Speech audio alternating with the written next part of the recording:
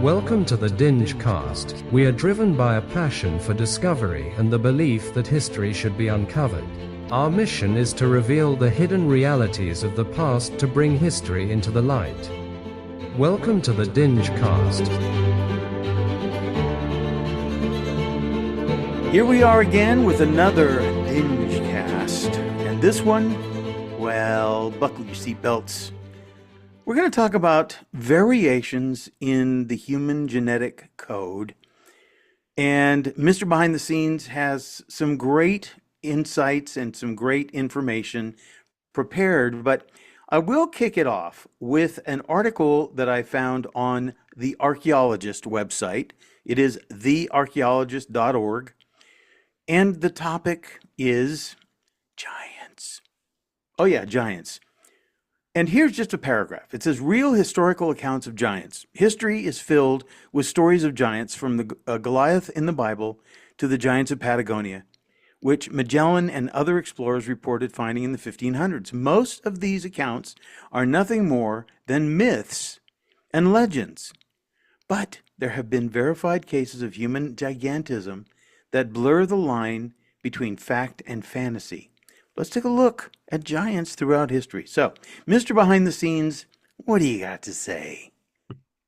Well, let's just get it out of the way. I know we said giants. People are going, oh my God, these guys, what are they talking about? But wait, okay? I get it. This sounds like some crazy late night rabbit hole that you go down on fringe theories. And yeah. There's plenty of misinformation and just hoaxes out there with this giant stuff, okay? And that muddies the waters. But don't worry, we will clear up all of those in this episode.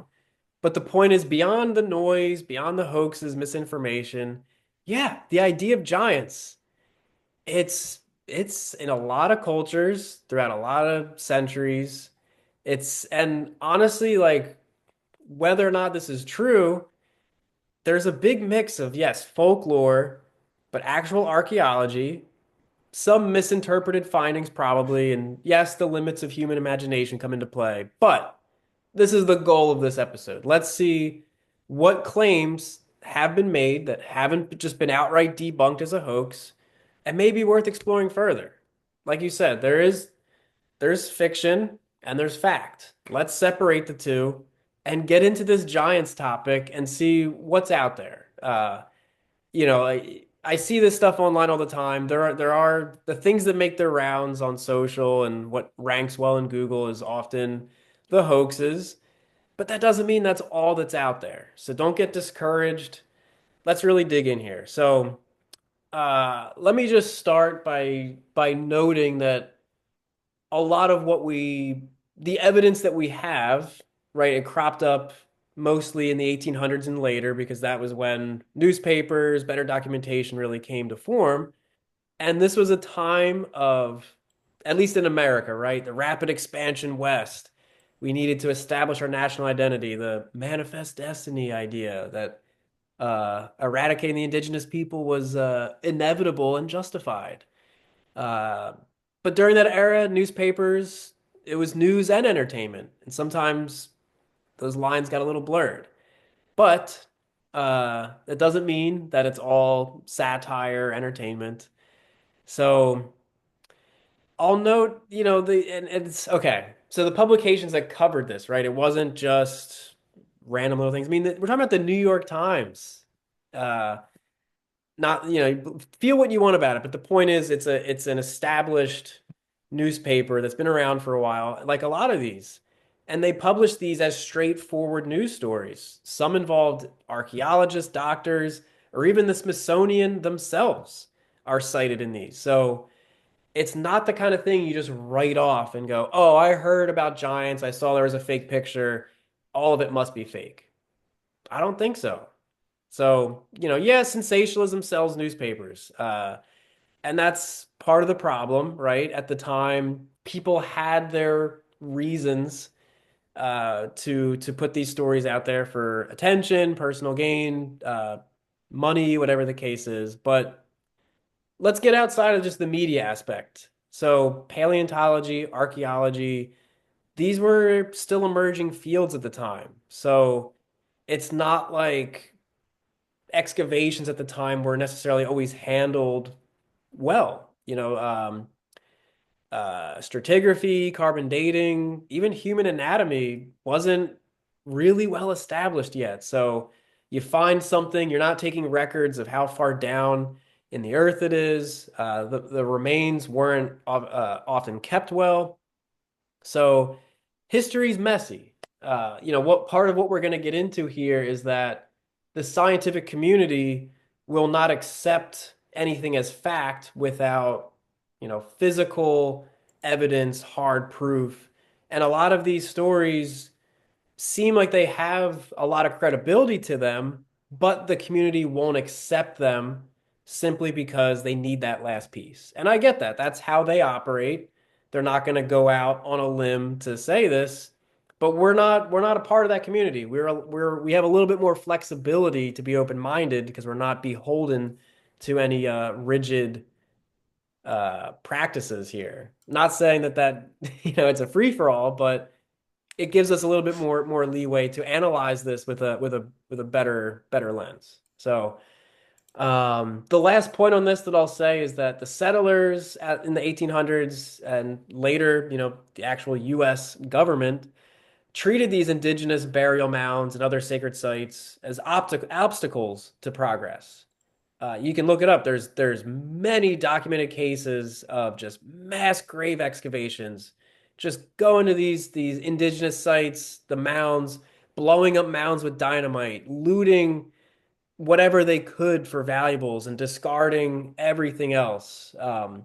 There's a serious lack of record keeping at the time, so just picture, set the scene and understand there had to have been some legitimate archaeological evidence at one time that could have been destroyed before it was studied properly. That's really not a far-fetched idea. So, yeah, history's messy, science evolves. The past isn't really easy to fact check. It's like, oh, well, just look it up. I can't. It's dust. It's been gone for 200 years already. But we're going to explore this and we're going to see where we end up. Because we're asking why. Skepticism isn't about rejecting something. It's just asking why to double check, right? What's the source? What's the evidence? I'm just skeptical. I'm not closed-minded. I just want to know. And I am open-minded, but I need a little bit of proof or at least something to not write it off. Yeah, Well, I'll give you some proof. let's hear it. Yeah. This is not necessarily provable proof, but it's still a degree of proof. And this is from the New York Post, April of last year. This is the headline: Scientists still baffled from giant human skeletons up to 10 feet tall, decades after initial discovery. And this is, you have made reference to it. A series of mysterious giant skeletons up to 10 feet tall reportedly discovered in and around Nevada caves, dubbed the Giants of Lovelock, are still baffling scientists decades later. Well, okay, so did they actually find some gigantic skeletons? I think they did. Why would they be talking about it unless, of course, this is just complete nonsense and total BS? Oh, we're I gonna get don't into think it's that for sure. BS. I Yeah. think it's real. I think there are. Now, the question is, though, why? I mean, were these people, did they have hyperthyroidism, which caused gigantism? Maybe, maybe, Maybe. maybe. Uh, yeah, I don't want to get ahead of myself too much, but the the Lovelock one is wild because even if you're iffy about the skeleton remains, and the people okay, the publications that say they are skeptical admit that they did find massive sandals. So like they found Come on, 10, I man, that think was a they found joke. It was a 10,000 joke. artifacts These there. were clown sandals. They weren't, Oh yes, yeah, it was ceremonial. They just hung it on the right? wall. Yeah. But it's there's yeah, Lovelock is probably my favorite example, so we're definitely Yeah. going to get into that. Let me just run through let's clear up some of the fake stuff just to get that out of the way. Okay, let's clear up some fake stuff. So the Cardiff Giant, it's probably the most famous archaeological hoax in America. If I'm not mistaken, the guy he lost some debate over something and he felt some type of way. So he wanted to prove a point that he could fool people. And he did. He went and he got all these, like he got I can't remember, like it's just like plaster, and he mixed in some like beef broth or something, and he made this whole concoction, molded it into a skeletal remains, baked it, went out of his way to hide it. It's a very elaborate story. Only for him, 2 months after the discovery, to admit that it was a fake. And this one, and this was like between October and December of 1869. And the unfortunate thing is that this got so much attention, a lot more stories of giants, the lesser credible stories, started appearing in newspapers all over the country. Like this was a real turning point for that. And he kind of opened up the door for these hoax stories because it did so well, um, for selling newspapers and whatnot. So the Cardiff Giant is unfortunately a big kind of sore spot in this because it's opened up the ability to call everything a hoax. Another one was the Togonock Giant, which let me check where that was. I don't know if that was Wisconsin. I can't remember exactly, but it was the same deal where it's like seems legit, everything looks good, and then the guy admits, "Oh, I'm sorry, I just did that for whatever reason." So those are really frustrating for me that there were people that did things for a publicity stunt, for a circus sideshow, whatever their reason was. They wanted to sell tickets, sell newspapers, and they really did a disservice because, what evidence do we have to go off of? We have these old newspaper clippings on archive.org, and you're trying to figure out what newspaper it is, is this credible?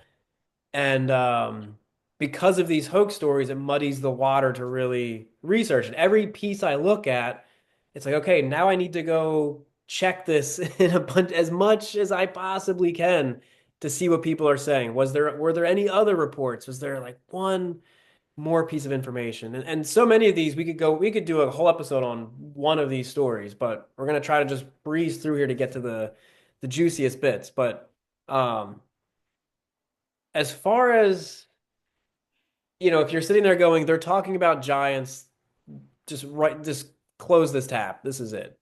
Let me just play devil's advocate, okay? So, and I'm not saying that because I'm using this example that validates what we're saying. I'm not trying to draw that distinction, but point is, the wise, educated society once put Galileo into a pseudoscience category because he said the earth revolves around the sun.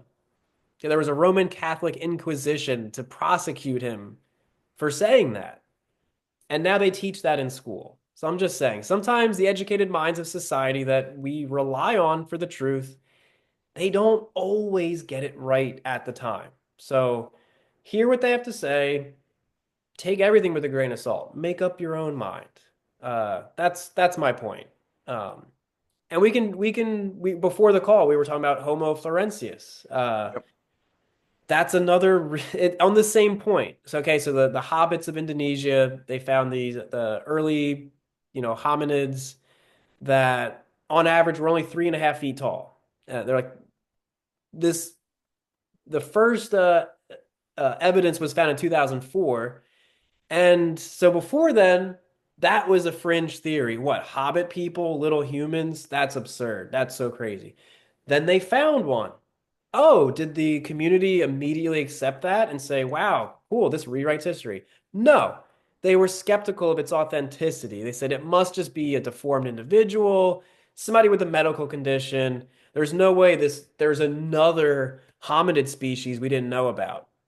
Okay, there was. This is now an accepted fact. And this is within the last, about 20 years. So just we're here now in 2025, but just remember if we made this video or the ancient seafaring video we just did of talking about that in detail, if we made that years ago, people would have called us crazy. Now it's just, yep, that's science. So I'm just Yeah. saying. I'm not saying that that validates anything we say that it's probably true because a couple of people were wrong at some point. But I'm saying this to say have an open mind. That's really the only point here. Look, the Watusi in Africa, they're a tribe of very tall people, well over 7 feet, and but so I think part of the problem is our definitions. Our definitions need to be somehow specifically adjusted to the kind of thing we're talking about. Now, I had a friend many years ago. His name is Steve Stepanovich. He was forward in the Indiana Pacers basketball team. He was 7 foot 11 inches tall. Oh, yeah. Oh my God. Um, and so he was huge. I mean, I felt like a dwarf when I stood next to this guy. A very nice guy, by the way. But I thought, if there are humans around in this capacity, just playing basketball, that are almost 8 feet tall, the Lovelock, they're talking about 10 foot tall. I don't see why it's such a stretch of the imagination, though, that there were people that were that big. Now, it goes to the question, the biology of it, what caused them to be so big? And I mean, hyperthyroidism, uh, what's his name? Tony Robbins. He's a very big guy. Kind of reminds me of Lurch from the Addams Family. He's a tall, huge dude, and he has hypothyroidism. Yeah. And so there are biological forces at work on people.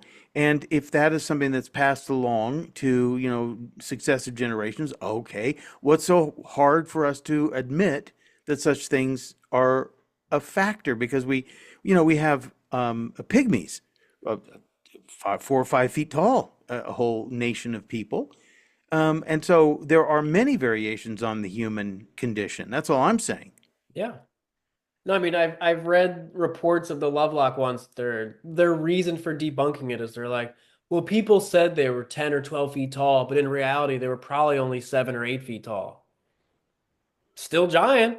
Still When pretty everybody big. else is like 5 feet tall, Yeah. that's a giant. I'm sorry. Like that, how is debating over the extent of the large scale a way to say it's not credible?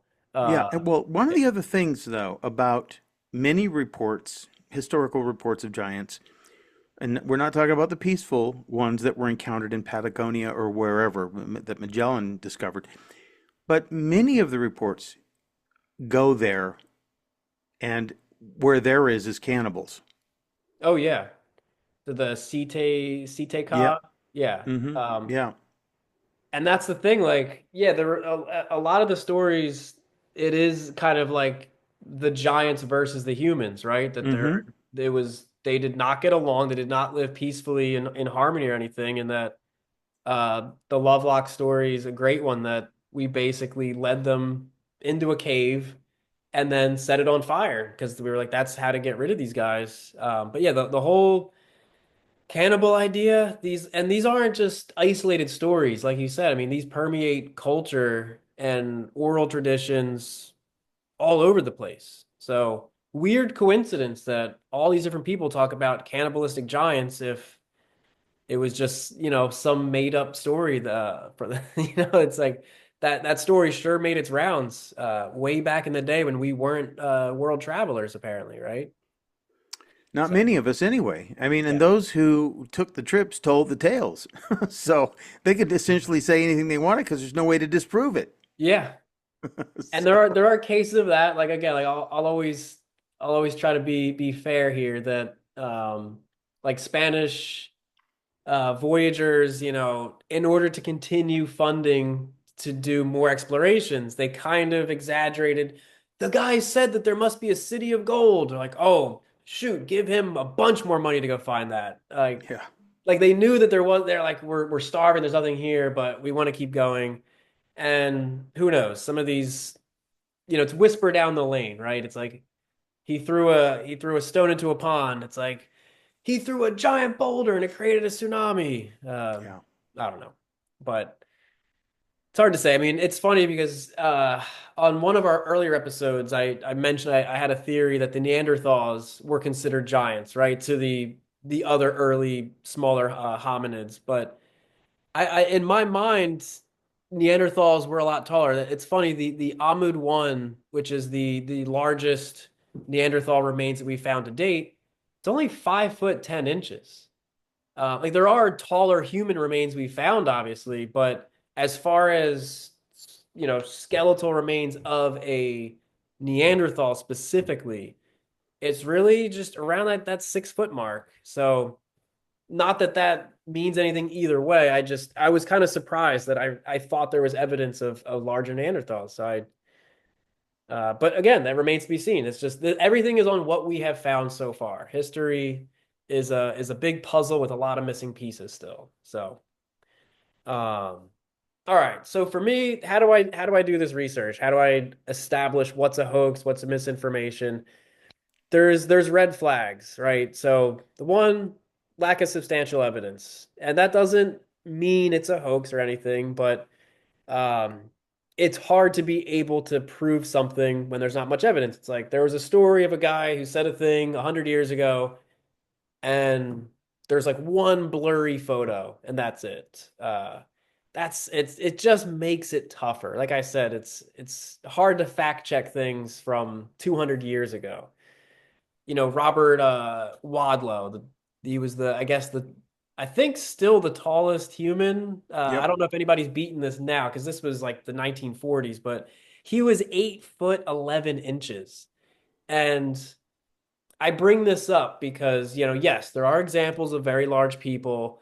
But in his case, unlike Tony Robbins, it wasn't like he had a lot of advantages from giganticism, right? It's a condition, it's an abnormality. You get a lot of physical problems from it.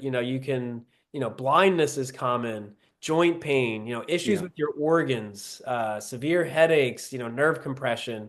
So when there are examples of giganticism in maybe remains that we find from antiquity, it's not necessarily like a superhuman, like, wow, look at this giant guy. He must have been the one to lift the big boulders. It doesn't necessarily, just because you're big doesn't mean you have all this extra strength or abilities. Mm. Giganticism, you could look at all, I mean, I don't know if this is offensive to say, but you could look at it almost like a disability. It's like Well, this poor guy Robert Wadlow died at the age of 22 years old. yeah, he did not live to be very old. Yeah, No, that's he a great didn't. point. So, So there's that I'm just trying to provide all of this context so you can help to make up your own mind. That's like, giganticism, they do find examples of this. But for me, that's not definitive proof of giants or anything. Those are more the outliers. And especially for us, right? That what we're looking for is, was there like a superhuman kind of giant race at one point that had these great abilities? And giganticism for me doesn't fit into that bucket. We might find giants in different cases, but they don't all fit into the same box. And like I said, there's all kinds of mastodon, mammoth, even bear bones have been found that were misinterpreted as human in early digs. And all of that again just makes it more difficult to really navigate all of this. That I'm putting together notes. I'm like, this is a good one. And then you're like, oh, that one's probably just a mix of bear and other, they find a bunch of stuff all buried in a cave. It's not like they laid everything out like a cemetery so that we can find one plot of this and this. It's layered, it's complicated. So um that's all I'm saying. So okay, well, let's get into go ahead. sure. No, I've just there was a movie that was made several years ago, Gods of Egypt, and they were depicted as being 10, 12, 15 feet tall and walking among humans. So, Yeah. there are different ways of looking at it. And one of the things that I find you say you can't fact check, beyond a certain point.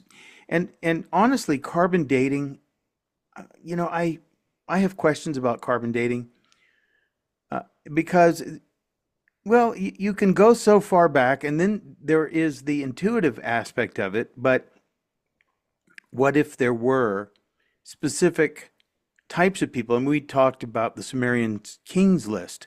What if there were superhuman beings at one point? What if they were somewhat impervious to the to the conditions of average human beings? What if they were stronger and their longevity was drawn out for a very long periods of time? What if? And then the question is, why not? Because I say, the most important thing is why, but why not? Why are we willing to look at skeletons of dinosaurs that are 90 feet long, these huge dinosaurs that roam the earth for a very, very long period of time? Why are we not willing? And by the way, they've found footprints in mud, fossilized footprints in mud alongside of dinosaur footprints. So why wouldn't there have been gigantic people at some point in our history? I'm saying, but the question is why not? That's Hmm. all. I'm asking why not. I mean, and Why on is that that, right? threatening? I hate to kind of go back to this, but European settlers, colonists, whatever, that they had felt some type of way about Africans and sub-Saharan communities that, they really just wanted to be able to pin them down as more primitive than they were, that our we're the best at whatever we do. Our achievements are the Yeah. ones to be regarded. And like the history is told by the victor. And I think Yep. in a lot of these cases, we know throughout history that people wanted to discredit the opposition to seem lesser than they were. So, if Europeans versus Africans did that once upon a time, was there a similar case before that that again we felt inferior to some other civilization before us, and we wanted to be able to distort, erase, or whatever to take credit for that? It's I don't know. It's just I'm just saying. Well, it is true. And, unfortunately, when the conquistadors came with their sophisticated weapons, they really savaged the indigenous peoples because they couldn't defend themselves. So usually when there is a group of people, and often it's explorers looking for something, they don't have much regard for the people that they encounter. I mean, Yeah. so who knows? And the other thing that I recently read, and this is again science, that space astrologists are looking for this planet nine, and they think they may have found it. So what if there is an additional planet that has an entirely enormous elliptical um, circumference, around an orbit, and it only comes around so often? And if it's possible, this is a much bigger planet than Earth. Is it possible that bigger beings are coming from these potentially unrecognized planet at this point? Who knows? Why not? Why not? Because that would explain giants at the time of Goliath. Hmm. I just love your point that it's like, accepted ideas. Like the dinosaurs were huge. Yes. And there were giant plants. Yes. And there were other giant mammals. Yes. And there were giant reptiles and insects. Yes. And giant humans. No, no, no, no, no, no. Everything else, but not Right. that. Right. Like, okay, that's a little Yes. weird. I Um, love the way you put that. yeah. So this is why we're talking about this. It's there's definitely something here. It's just a matter of figuring out, where we go from here. So I want to get into the good stuff that isn't debunked and is still out there to be discovered. But let me just run through a few more of the hoaxes just to make sure we cover all of this. There's like I'll cover the big ones because if you're watching this, you probably have seen some of these examples. There's the National Geographic giant skeleton hoax. This Yeah. still makes its rounds. I see this all the time. Um, and I'll say the short of it is worth1000.com. Thank you for screwing this up for everybody else, worth 1000. That they hold these Photoshop contests. It's a known thing. For whatever reason, there's been a few years where uh the images were of these like fake archaeological digs. And like you can Google this. It's like if you don't have to try too hard to find it. You can find the original image before it was doctored. You can find the one that has the giant skull in it. And then you can find that there was a contest, and I didn't write down the guy's name and everything, but it's all documented. The dude photoshopped it. He won a contest for doing it, and this was 20 years ago. So then, let's say like 10 years or less, then that started making its rounds on the internet without the Photoshop contest winner label on it, just saying, "Oh, there was this." And for me, it's like right to your question, like why? Why? Is it just for clicks? Is this just a clickbait thing that it's about ad revenue? Like why, when there are credible things worth looking at, why take the time to make something fake? It's so frustrating for me. Like I'm always anytime I try to go on Facebook and I look at historical stuff, you're like, wow, I've never heard about this location. Look at that architecture. Oh, I know I never heard of it. That's an AI generated image and a fake story. I'm like, that's not in Jordan. What am I doing here? So it's it's just frustrating that these exist and that those get the most attention because again, it just distracts from everything else. So again, I'm going to run through these so that we can get to the good stuff. Like there's the India giant, same deal. Reported giant skeleton was excavated. This was literally another image from a Worth 1000 contest. So literally that one contest has done more to harm this than probably anything else. The giant finger of Egypt is a really interesting one. There was a mummified 15-inch long human finger that was supposedly found in Egypt. Um, it was I believe it was found by a grave robber, but there was uh, a guy who went to like purchase it or examine it. And I think he paid just for access to take a picture of it and see it and everything. And nobody knows. Like, was it a hoax? Was it real? Just nobody knows because they haven't been able to examine it. There's just the one picture that the guy took in the 1980s, but it's a really cool one because it remains a question mark. You can't say it's fake just as much as you can't say it's real. You weren't there. You didn't help. You know what I mean? We're basing this off of an old photograph. So it just remains a mystery until or unless it resurfaces and people can examine it with modern tools. That will always be a mystery. So that one's crazy. Uh, all right, and now the big one, the Smithsonian cover-up story, which like I always say, there's three sides to every story, and this one is a good example for me that. Well, let me just say this is what it is. That the conspiracy theory is that the Smithsonian Institute did find thousands of giant skeletons and then destroyed them to maintain, whatever, a Darwinian view of human evolution. That's the claim. Um, there's no credible evidence that this happened. Um, but I'll say this. So the Smithsonian, they obviously catalog all human remains that they find, any archaeological finds. And people's reason for this being a hoax is that the Smithsonian has no record of their cover up. Who keeps records of their crimes? It wouldn't be a cover up if you covered that Well, the FBI up. does, You know what I mean? Well, yeah, yeah. or the CIA. Yeah, I mean, but they do that like 75 years later. So, I mean, Right. Well, how they keep close? records and then they hide them Yeah. So along with the that's cover up. so that's this whole side, but here's the thing, right? So if you're not convinced, this is my point why I'm even bringing this up. The Smithsonian does have documented records in their own archives of Yep. finding giant skeletal remains while excavating indigenous mound sites. So, that's such a BS story. What's your source? Oh, my source, the Smithsonian. Yep. Um, Yep. so there's no evidence of a cover up. Nobody caught them in the act of the crime, if there was one. But the point is, it's funny that it's like, right? That's the argument. Like, well, there's no evidence that they did it. Well, then they did a good job, right?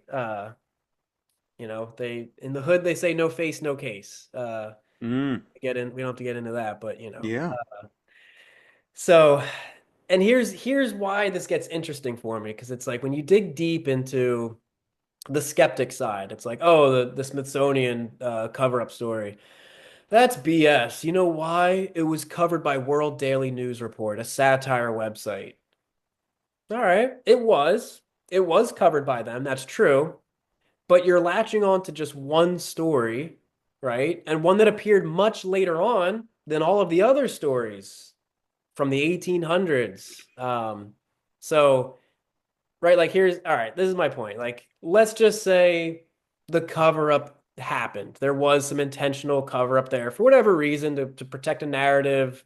Um, who knows what their reasoning was? It's not important. But the point is, if you needed to discredit that in the modern age of how we get our information, you Google it or whatever, getting a few websites to say otherwise and just push people off the trail would not be a difficult thing to accomplish.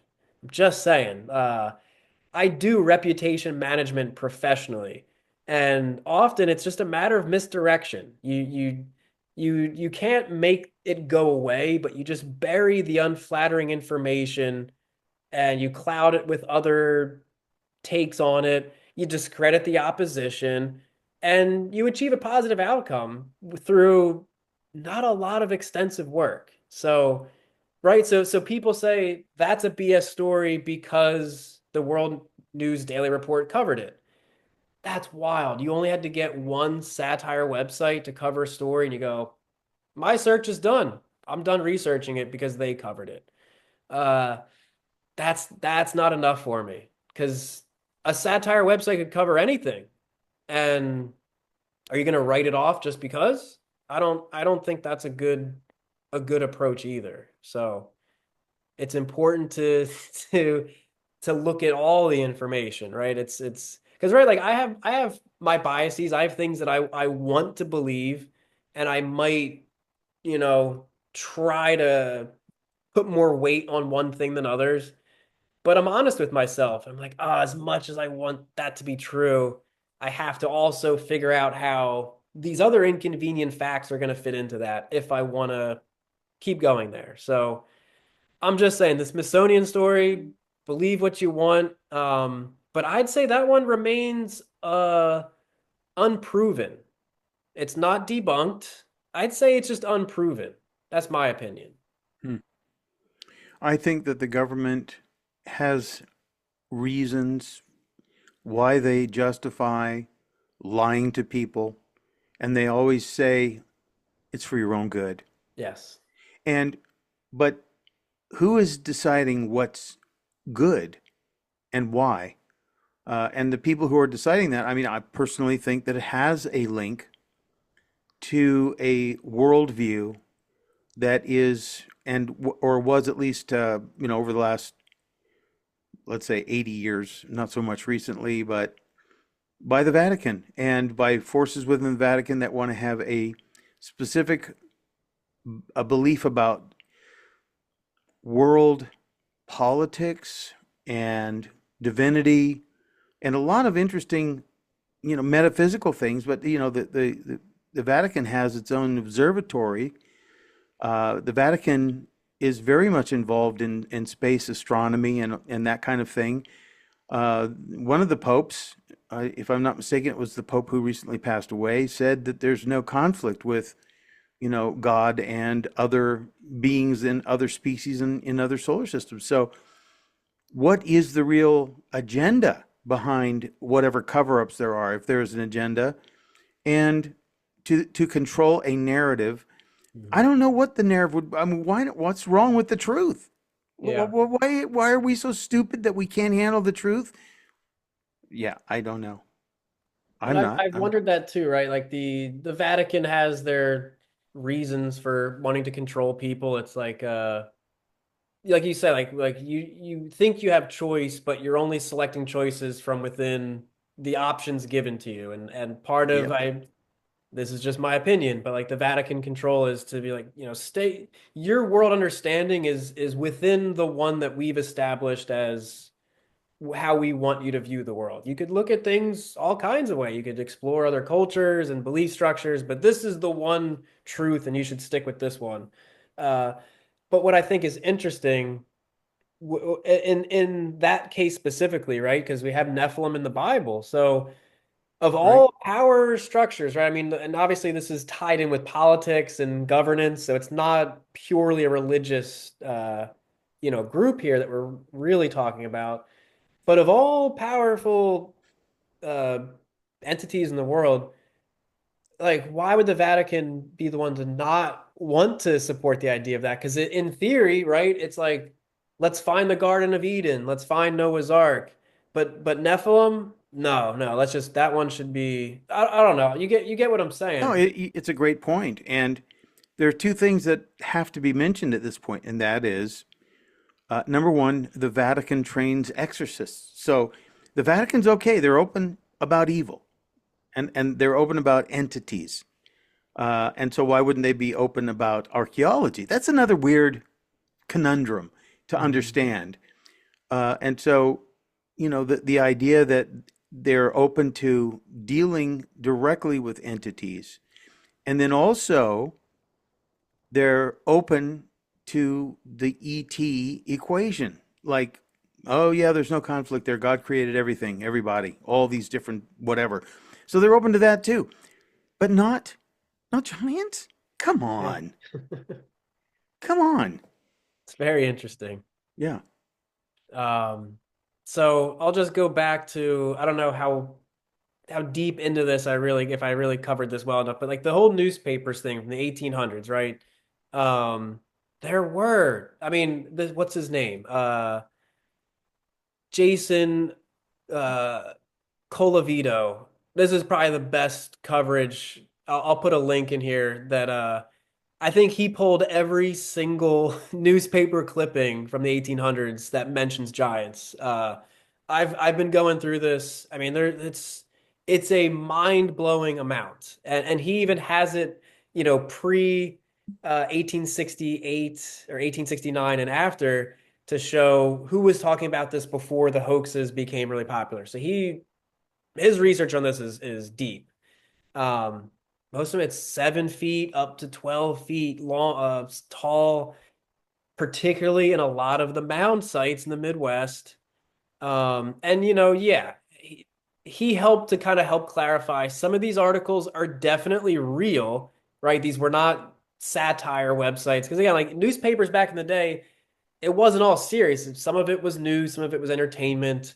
Um, I've read a lot of the old Ben Franklin, articles, and it's debatable when he's serious and when he's not sometimes. I grew up in New Jersey and the Jersey Devil thing. They're like, there's proof they talk about it in this newspaper.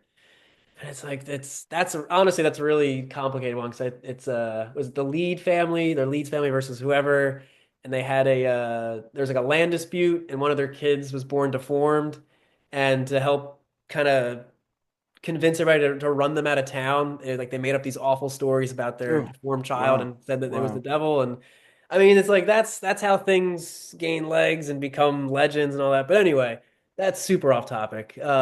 No, it's But interesting because controlling the narrative, using information and or disinformation to control a narrative to create an outcome to create a desired result. yeah. It's been done throughout history. And if you look back at ancient Egypt, they actually found ways to make their giant monuments move. And some of them actually exhaled steam to make them look like they were actually alive. And so Wow. it's the art of the deception. It is to get people to buy into whatever it is they're selling, whatever their belief system that they want you to believe into. They're giving you as much as they can in terms of mechanical objects that are designed to convince you. Just saying. Yeah. No, I mean that's like I don't not to talk about the Jersey Devil thing more, but it is funny that everybody knows this legend, but at the end of the day, was this just some petty local dispute to create a story about this family to embarrass them and try to convince them to run, to leave town? And then and look at how we talk about that today, because who knows? But so a lot of these stories are real. Some of them obviously were the satire ones. Some were printed on April Fool's Day, things like that. So um, this was a time of yellow journalism. It is what it is. But the other issue with, again, like I said, that at the finds at this time, there weren't good scientific tools. People weren't taking measurements, well uh, articulated documentation. They didn't really preserve the findings very well. So if there was truth to some of these articles that were real, like I said, it's hard to verify because you're like, all I've got is this newspaper clipping and maybe a photograph. It just makes it more challenging. Um, Let me see. There's another, believe it or not, I have another Worth 1000 contest entry. There was another photoshopped picture from Saudi Arabia of a giant humanoid skeleton. So I'm sure you're sick of hearing about Worth 1000, but that's my point. If you look at a lot of these that turned out to be a hoax, so many of them point back to this one Photoshop contest year after year.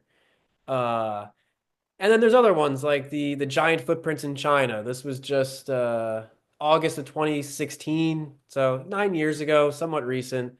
And I mean, you look at the pictures, it looks real. It looks like a footprint, like a human footprint, just a giant one.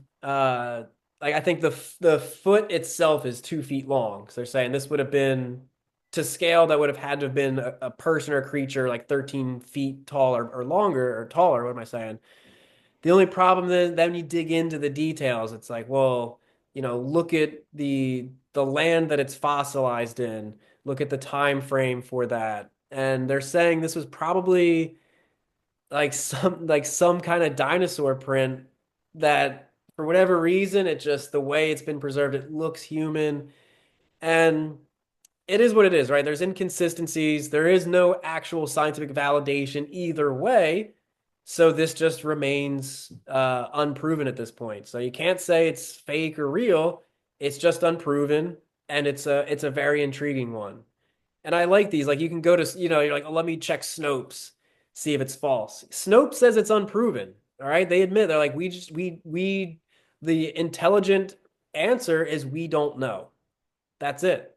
Uh, so that's fascinating, right? That you would think that a lot of these fit into one of those categories, that it's probably real or it's definitely fake. And I think a lot of people they hear giants, oh, it's got to definitely be fake. And for the ones that aren't, it just remains in this unproven gray area territory. And that's to me is really exciting because there is still that possibility that the scientific community could come around and go, holy crap, this is a giant human. Oh my gosh, what are we going to do now? You can't say that it's not within the realm of possibility. So, Well, here's another question that arises, which is why are people willing to or not willing to accept ideas? That's even more daunting to understand because how many times have you heard somebody say, "No, no, no, I don't want to, I don't want to, I don't want to hear it. I just don't tell me." yeah. Because then it starts the gears working, right? And so the problem again, a lot of times is people want proof. Now, proof isn't necessarily foolproof. And this is Mhm. what you've been going over. There's a way to alter information to serve a purpose, and that happens every single day. And I just saw on RFK Jr. talking about getting rid of commercials for pharmaceuticals. This Oh, is the only country in the world that allows pharmaceutical companies seriously. to It's like the only advertise. commercials you see anymore. It's the only commercials you see anymore. But and I've thought to myself, the side effects are 2 minutes long, and the ad is 15 seconds. Ask your Um, doctor if side effects are right for you. yeah, no kidding. But the information that is used, they've got, and then they have the anime commercials now, which are, you're watching this anime character, performing some kind of task, and you're distracted from all of the warnings. So we get warnings all the time about a lot of stuff, and we have our own intuition, by the way, which is very, very strong. As a matter of fact, on the website Study Finds, I found this recent study which says your gut is almost always right the first time. Mm. So your gut level feeling, your intuition almost always works for you. But what happens is we learn to put it aside and disregard it and go about our stupid merry way, blah, blah, blah, la, la, la, whatever. Yeah. It's like, well, I Just have my, saying. but what does society think? Let me weigh that in before Yeah. I What do make up my my own friends mind think? here. And I think you and I are the same, that we're not afraid to, and we probably enjoy that rewiring experience in when we get new information, right? That I don't see Oh, that's a myself dopamine hit as for like, me. I figured everything out a long time ago. I'm just gonna just ride out the rest of my life knowing what I know. Nobody can add anything to that. Yeah. I look at everything like everything's a model. Every day you chip away, you sculpt it, you refine it. The model always gets better and better if you're willing to keep working on it. Hmm. Or if you I want to, you can like just be that. that block of clay forever, Yeah. because you know it It's all. the statue of David waiting to be released. Yeah. Yeah. So, and I think That's a that's what a great lot of it is. That analogy. people have trouble. It's either you like that sensation, or you repel against it. Like here's a really silly example, right? That if there's like a band or a movie that you just hate, like you're like, um, that movie Magnolia. Oh, I just hate it. It's long. The plot doesn't make any sense, and you've subscribed your identity to hating this movie. And then maybe one day you actually watch it, and you're like, oh crap, I actually like this. Uh, can I go back and not embarrass myself by admitting, or like, like, oh, Taylor Swift or this and that. And you're like, oh, you turns out you're a closet fan, aren't you? Like, I don't know. It's just people get You're stuck. making an important point though, without realizing it, and that is depending upon what side of the bed you get up on that day, that's going to determine how you feel that morning, what's bothering you, what you're dragging your bag of bricks that you're dragging through your day, and your bag of bricks has a bunch of bricks with words on them like stress and pressure and guilt and all these bricks that are in your bag, but you still carry that bag around. And when you drop your bag of bricks and then you're free to see things as they are, whatever that means, whatever it means, it doesn't mean anything in particular other than you're free to look at the world through a brand new set of eyes starting that day. Then you might see something that you never saw before and about something you've seen before. So, Brilliant. Yeah.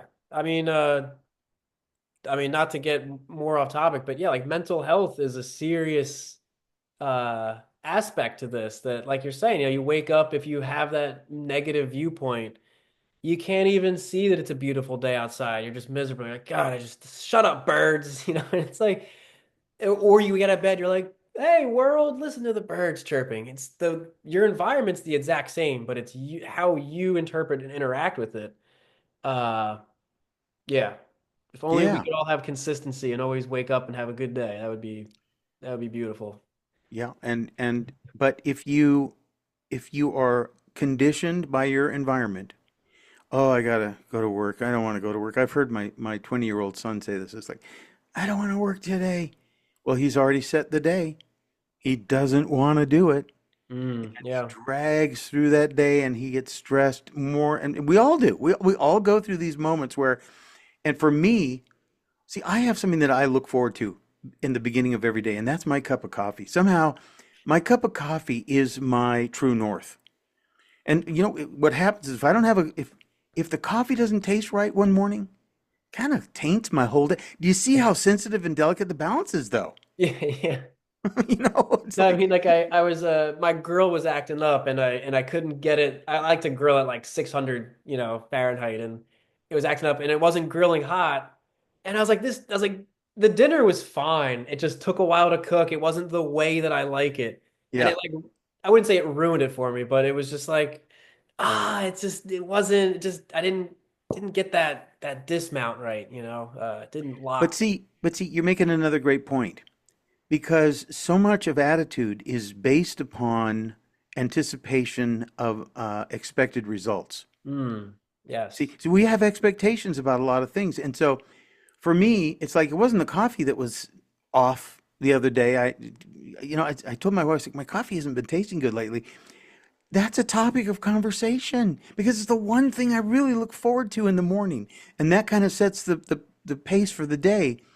It was me because I've like you told me when we first started, you were tired. I've been really tired lately. I don't know what it is, allergies or whatever, but something in me, something that maybe I don't even have control over, is affecting my way of looking at a lot of other things. So I have to really struggle. I have to, it's like I'm swimming upstream right now. There's a current, and the current is like pushing me. It's pushing me.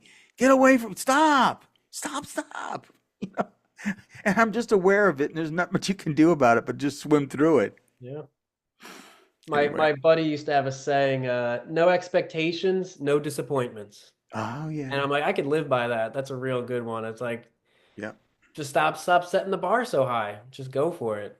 Yeah. Uh, but the other one is for me, I think what gives me, or what I feel gives me some, self-empowerment is if you're if you have the self-awareness to recognize the difference between those days, right? So some people wake up and they're depressed, but they can't put that label on it. This is just life. This is how it is. I can wake up and go, oh, it's one of these days where there's just this cloud. I can still see beyond that. I just know that I'm struggling with this today, and it makes it easier to deal with versus, if you're in that hole and you can't even see the light. I think for some people that's the challenge, that they can't even envision uh days that aren't dark like that. And that's gotta be Yeah. tough because Yeah. it's hard Well, enough to have those days, yeah. with that extra strength and perspective, but yeah. Well, I want to make a simple point. This is obviously off the topic, but maybe it isn't because we're talking about why it's so hard for people to accept these alternative questions about the human race. But if you become aware that you are not determining your attitude, but something else is, and you mentioned depression, but most people don't understand the root of depression, and that is it is a conflict with something on the outside that's somehow unresolved that turns inward. So let's say you're frustrated about something, that frustration towards somebody or some condition, and you can't get it resolved. Well, it has a tendency to turn in on us, and now the struggle is not on the outside, but it's on the inside. See, so whether it's anger or disappointment or guilt or unfulfillment, whatever it may be, once we exhaust our energy fighting it out here, Hmm. it turns in on us because it is an anti-self component that everybody tries to get through life without allowing it to win. And it will win if you let it, but if you're aware of it, if you watch it, if simply becoming aware of it, it's like the reflecting pool. When people want to deal with things that they don't understand, oftentimes they go to a reflecting pool and they look into the pool, and they because the pool is a separate thing from us. It's a body of water. It may have reflection on it, but there's also a depth to a reflecting pool. And sometimes we begin to become aware of what it is that we're not aware of through the reflecting pool. It starts to rise up. Hmm. And the reflecting pool is just simply a catalyst for that, to rise up to our conscious mind. Because once we put it in the light, once we see it in even the smallest bit of something, and we realize we don't have to struggle. And this is the biggest problem of life, basically, is that people use and exhaust their energy struggling with things that they don't understand and reacting to things they don't understand and not knowing that they don't have to give their life force energy to it. And when you become aware that you don't have to struggle with conditioning and programming and the stress of everyday life, because life is stressful. Life is so stressful. It's crazy. I don't even know how the average person makes it to Yeah. 50 or 60 or 70 years old because there's so much stress. The stress is enough to kill an elephant. And somehow we get through it. We use coping mechanisms, food and substances. But you don't have to. You don't have to throw your life away. And then you have time to contemplate these other things that you and I are talking about, whether or not there were giants that walked the earth. Yeah, I yeah, think it's fascinating because there's a story there. It's like I tell about Oak Island. The nail, the little nail, or the little piece of jewelry, or the button that they find. That's part of the story. There's a story here. yeah. No, I mean what you're saying, this makes me think of the what's the saying, like lives rent free in my head. And Yes. like one of the things my favorite switch to flip is when you realize, you're having these arguments in your head. You're like, somebody cut you off and you're like, I can't Yep. believe you did that. Like something your boss said. You're like, I wish I said this. And bro, it's over. You're in your house. Like you can do it. You can, this is the time off to do whatever you want. And Yeah. you're spending it angrily reflecting on it's like, dude, turn it off. It's over. Just do something else. And like you said, when your brain isn't filled with all of these things, there's room for all this good stuff to think about. So, um, yeah, I'm just That's fortunate that that's great insight, Mr. Behind the Scenes. That's great insight. it's true though. I mean, but it's not like it's, I say flip a switch, like you can just do, but it's like I realize, you wait, like there's days where I wake up and I'm already in like a state, and you're like, bro, the day hasn't even started. I'm like, how are you arguing with people in your head right now, dude? Give it up. Like, Yeah. you'll deal with them later, but this is your time. Don't let them into don't let them into your temple. But There you go. it's so true though, man. Hmm. You gotta take the power back.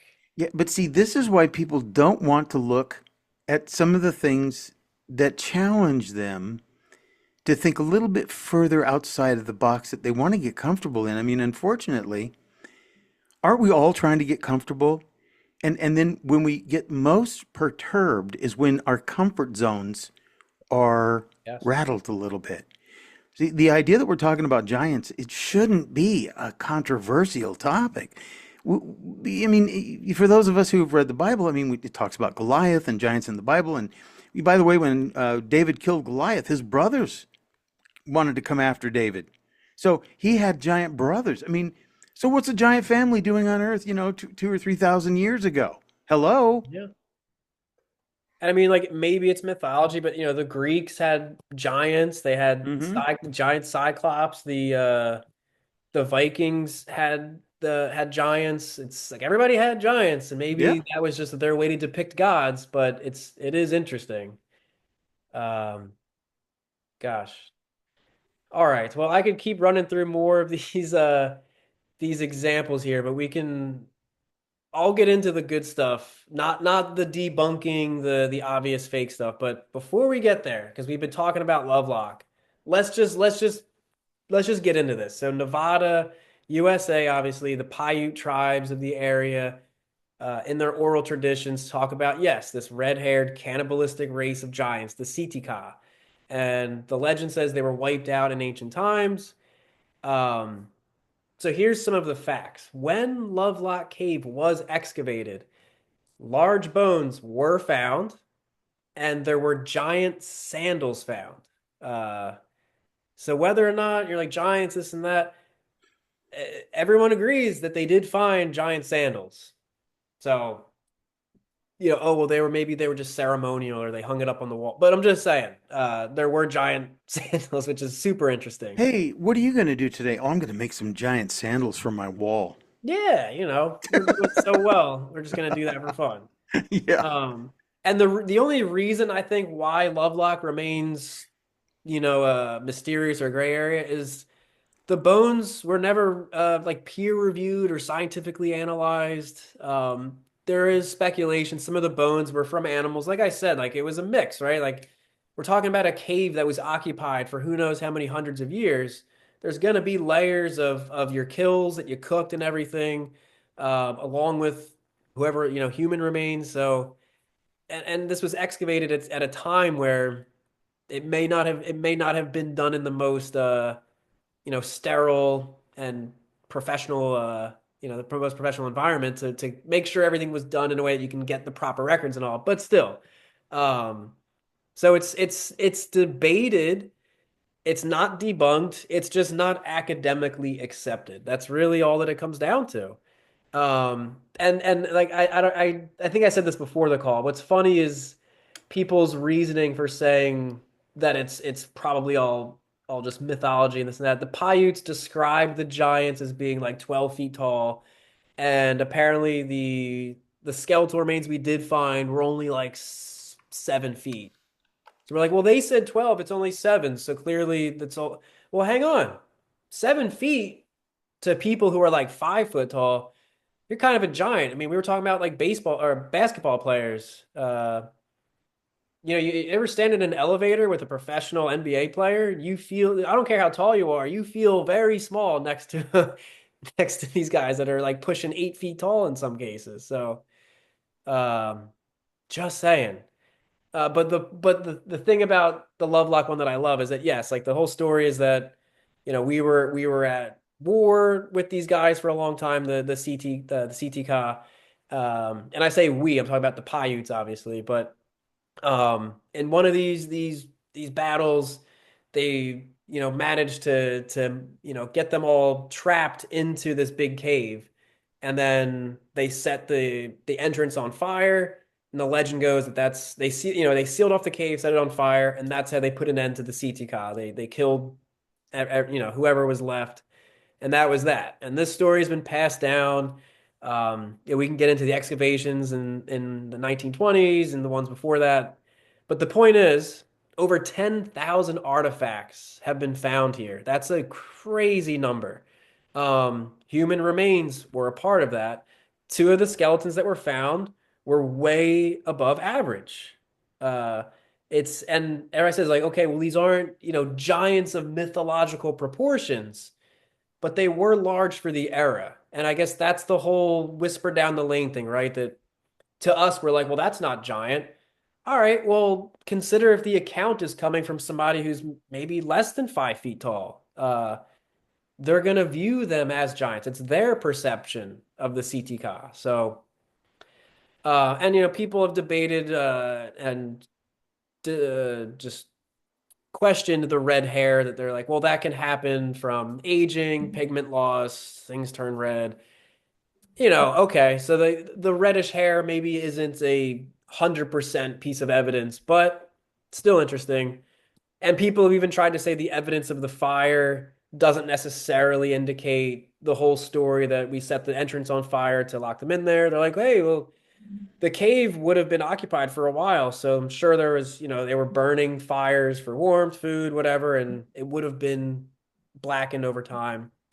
But come on, somebody needs to analyze that better because you should be able to tell the difference between like a campfire and, a massive fire, in my opinion. I don't know. I'm not a fire expert or anything, but just saying, analyzing soot in, cooking in long-term habitation versus a siege.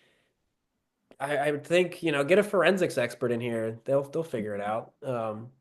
We can figure out a murder from, a chip in a wall. So I don't know, just saying. That's true. So, Yeah. okay. You ready for this one? Yep. I love this one. So let's go back to the Smithsonian, uh, the story here. Like, did they, did they do something nefarious and hide evidence? All right, let's look at what we do know. So we do know all over the 1800s, 1900s, the Smithsonian did conduct widespread excavations of Native American burial mounds. And, the Smithsonian is this well-regarded institution nowadays, but let's look at the 1800s at the time, right? Like they've always had good intentions maybe, but this was a time of serious like westward expansion and just conquering. I mean, were they looking at these Native American burial mounds the way we do today as these sacred sites and we're curious, or was this, what was really going on when they were excavating these? Anyway, let's look at what the Smithsonian had to say about what the Smithsonian found. They described skeletons between 7 and 8 feet tall, so pretty big considering the average heights, sometimes with double rows of teeth or other unusual cranial features, which that's like, And I started reading about all kinds of stuff after that. I got into the whole, the cultures that worship, birth defects and things like that. Separate topic. But the double rows of teeth in these giant skeletons, that's a wild claim. And here's my point. Like maybe you're like, oh well, at the time they said there's double rows of teeth. We don't know if there was like a skeleton on top of another one and jaw fell and they got mixed up. Like I wasn't there. I don't know. I haven't seen the evidence. But what I do know is that these reports do exist in the Smithsonian's Bureau of Ethnology annual reports. So this isn't like, oh well, the World Daily News said it. The source is the Smithsonian. The only reason why this is still controversial is all that they have are these old reports. There's no skeletons available for study today. And that creates all the speculation of like, well, what happened to them, right? Like they're like, well, we keep everything. We keep records of it. We've got, millions of fossils all archived and there's like a whole system of where they are. But when it comes to these giant skeletons, those are like the ones we just didn't keep. And I know I'm exaggerating a bit here, but it is interesting that they're like, yes, we excavated that site. We found this stuff. Oh, cool. Where is it? We don't have that one. We had everything else. We got dolls and pottery, but not this one thing that just so happens to be a bit more controversial, doesn't fit into the narrative, blah blah blah. So just saying. So the status is unproven, but again, like the whole what perpetuates this theory, it's not that it was this completely fabricated story from a satire newspaper. That's not the reality of this. It's just that they have documentation, just no physical evidence. That's it. That's it. So it's just a crazy one. That's Just reminds me of NASA losing the film that they took on the moon, oh no. and a lot of other things. They just Yeah. lost it. We don't know where it is. There's crazy stuff, man. I mean, Yeah. Yeah. Alice Guy Blaché is the first female movie director. She made a lot of really weird movies. I'm not gonna get into it, but like her and like many other films at the time, very few have survived. Mm. And I mean, part of that's just the nature of the time, of course. But I don't know. I'm just when you said that, it just made me think of how like, oh, if only we had more of her work, like what What would would we how would that find change? out? Yeah. So, and then there is so Patagonia. Let's go there for a minute. So there is like okay, so the claim is there was a 12-foot tall mummified two-headed humanoid that was discovered in Patagonia in the 1600s. It the story goes that it made its way to England. I guess it was in a museum for a while, then to Baltimore, and it is on display at an oddities museum in Baltimore. I think it's still there, unless it's moved to another spot. But so this mummy exists. It's been exhibited for decades now. The only thing is there's no peer-reviewed analysis of it. So it could just be a stitched together hoax, could be real, but it's never been actually studied forensically. So this is a weird one. The physical object exists, right? But the authenticity is still speculative. Can somebody just get in there and check it for us and just let us know one way or another? Because a lot of the challenge is that there is no evidence. In this case, we have it. Uh, it seems like this would be an easy one just to knock out. Just you could do, just saying. Yeah. Um, and then because I love Baalbek so much, I'm going to bring up Baalbek because again, we in most cases, ancient civilizations moving up to a 100-ton stone is pushing it. That's heavy. And the Baalbek stones, some of them, 800 tons, which is just massive. There's also like giant hammers, giant axes, just giant sarcophagi in Egypt, which is like soft evidence, just because the coffin is 9 feet doesn't mean that the body they put in it is 9 feet. Um, but it is interesting, like just giant weapons and tools. It just further fuels the beliefs there. Um, but here's another one, and the whole point is, with Baalbek or like the stuff in Peru, it's just that there's just not a super clear explanation today for how they were built, and it just adds to the mystery there. But have you ever, so do you know that they I'm gonna say it wrong, but the Hampi or Hampi stone doors in India, it's Hampi. Um, I'm sure you've seen this before. If you want to pull up like a picture, you can look at it. But it's like I forget how much they weigh, but it's like huge door with like it's like a giant stone door on a hinge that you would like open. You The only touch thing it is and it that moves. who could Yeah, move who could open and close those doors? right. I mean, and there's massive doors in Rome and in Greece and all that. And it's like, well, it's just the grandeur aspect, but Mm, it does become very strange when you see giant steps, giant doorways, giant everything, just so we could feel so grand walking mm. through them. I'm not gonna get super deep into that, but it's an interesting one. Um, and then this one was a little strange. So the Shoshank giant, probably pronounced it wrong, but this was an ancient Egyptian claim. Uh, well, it's kind of like okay, so it's kind of like what you said, right? That there's depictions of giants in hieroglyphs and stuff, and it's like, is that literal? Was it meant to be like the status indication, right? Like the giant guy is the king, and the smaller people are lesser than. Um, and there's probably a lot of credibility to that, but the interesting one was Pharaoh Shashank II, the second. His tomb was found, not the first. This is what I ended up going down this whole sidetrack because I was trying to figure out which was it, one or two. But yes, so Shawshank Two's coffin was 9 feet long, and that was just too large for the average, work at the time. Maybe he was exaggerated in size because he's like, I'm so important, build me a giant everything. But it was just interesting. And also, he shows up in the Bible. It's spelled different. It's like Shishak or Shishak, probably, or Sisak.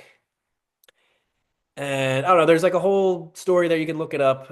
We don't have to get into it, but it's just interesting. Like this is a guy that obviously existed. He's referenced in the Bible, and we found everybody except Shawshank One's tomb. That's the only one from that dynasty that we still haven't found. But just saying, if you have limited resources, time, this and that, I know that the whole thing with kings is to be, the grandeur aspect, but it's just interesting. The depictions, the coffin size, all of that, not debunked, just unverified, but just mentioning. And we can just go a little bit further. The giants of the Caucasus Mountains, all the Russian legends there, like Chechnya, Georgia. And it's the same kind of thing. Like there's reports from Russian anthropologists in the early 1900s that found oversized skeletons in these caves. No remains survived. Any records are sparse. They're translated inconsistently.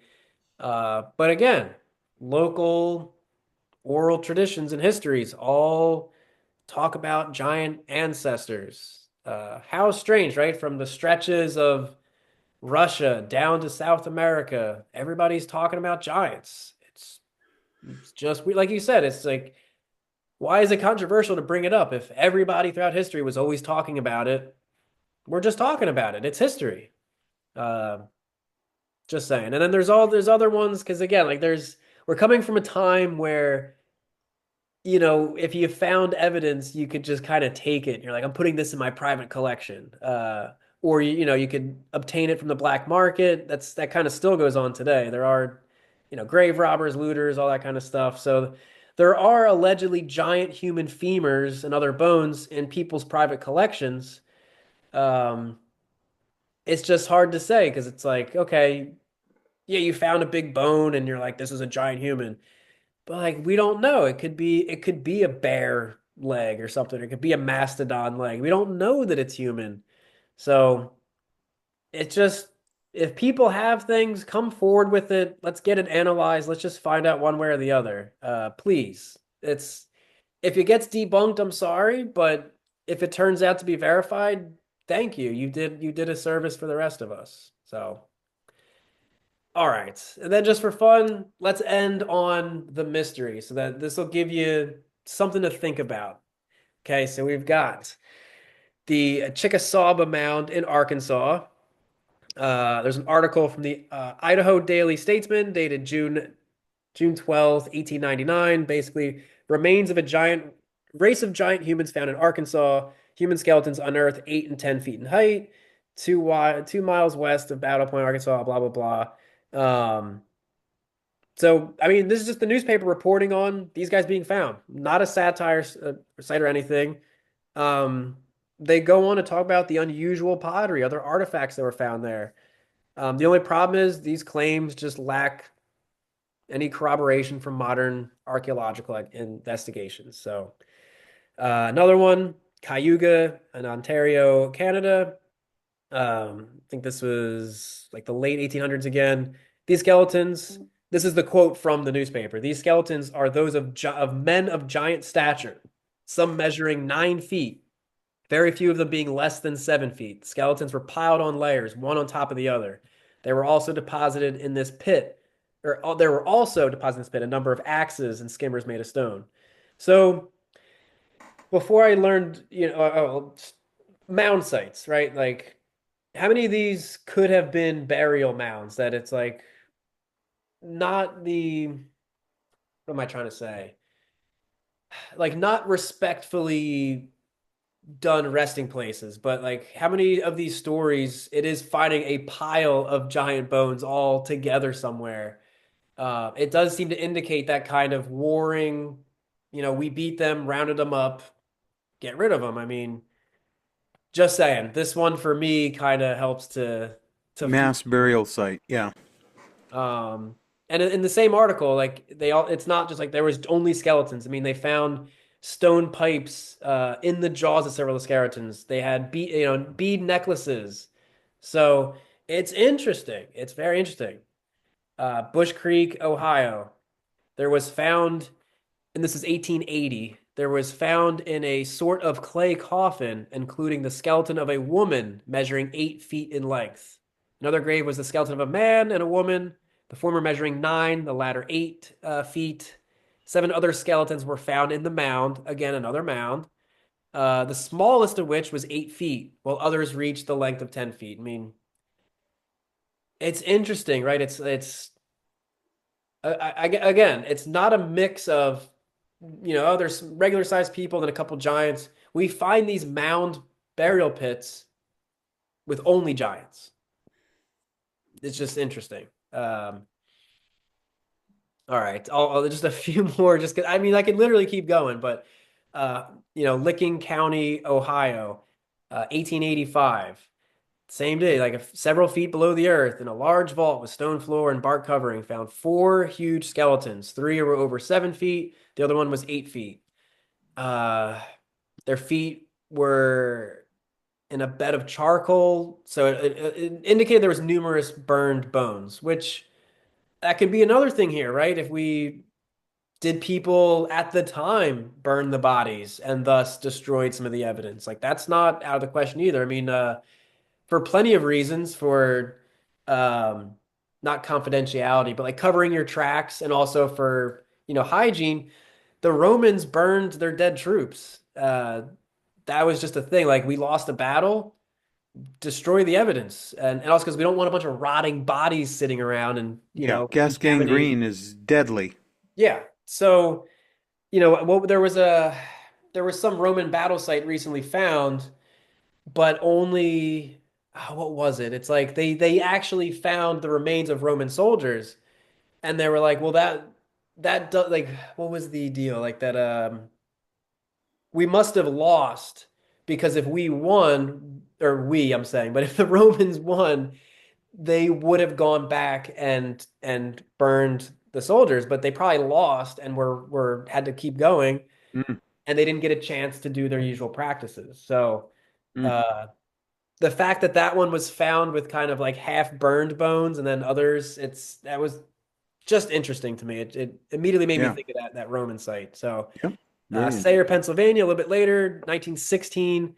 Um, Professor Skinner of the American Indian Museum, excavating the mound at Tioga Point near Sayre, Pennsylvania, uncovered the bones of 68 men. The average height was 7 feet. Many were taller. On some of the skulls, 2 inches above the perfectly formed forehead, were protuberances of bone. Uh, and isn't it interesting? There's some consistency here that we're kind of dealing with this like 7, 8 foot range. I see those heights come up most commonly. So again, maybe this isn't satisfying enough if you're hoping we're gonna like, yeah, 20 foot tall people and this and that. But a lot of evidence of 7 or 8 foot people at a time when that was not normal or just not the norm. So, and then more in Lawrence County, Ohio. There was another, they found a skull from a skeleton that would have measured 9 feet long. Uh, it's again, they're trying to connect this all back to the mound builders, and that's a whole controversial theory that the mound builders were giants. That's not going to get into that, but again, a lot of these were estimated to be about the same height. And shout out to Jason Colavito for doing a lot of that research. If you want to read all of the newspaper clippings as they are exactly, I'll make sure to post a link for you. Really good stuff. But that's my point, right? So now that we've gone through it, you can see the stuff that's the hoaxes and what has been debunked is kind of just in the way because it always gets the most attention. It creates a lot of noise. So filter that out, put those stories aside that you can say, yeah, that was a hoax. They confirmed it was made out of paper mache or whatever. So take that out of the equation. What are we left with? We're left with a pretty good amount of mysterious still, but pretty compelling evidence that just simply remains unproven. So unproven means it could still be proved. Just saying. By the way, there is a museum, or there was a museum on the Catalina Island off the coast of California that had numerous skeletons of 7 foot tall and taller people.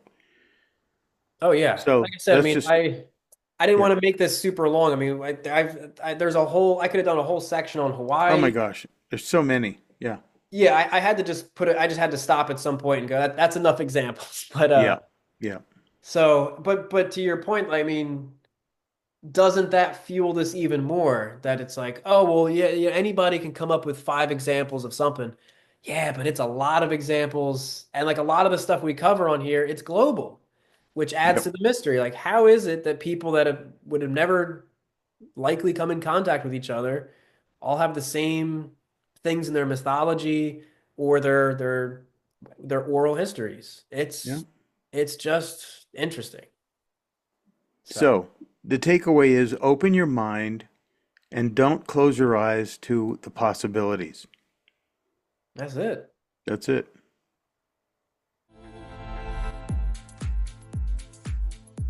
From beneath the sands of Egypt to miles under barrier ice walls of Antarctica, truth is being revealed.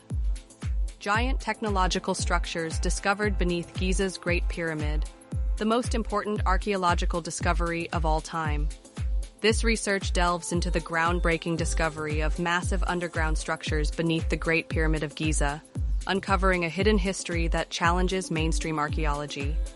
These deep formations, extending over 600 meters into the bedrock and connecting to structures nearly 2 kilometers below, suggest that ancient civilizations possessed engineering capabilities far beyond what has been traditionally acknowledged.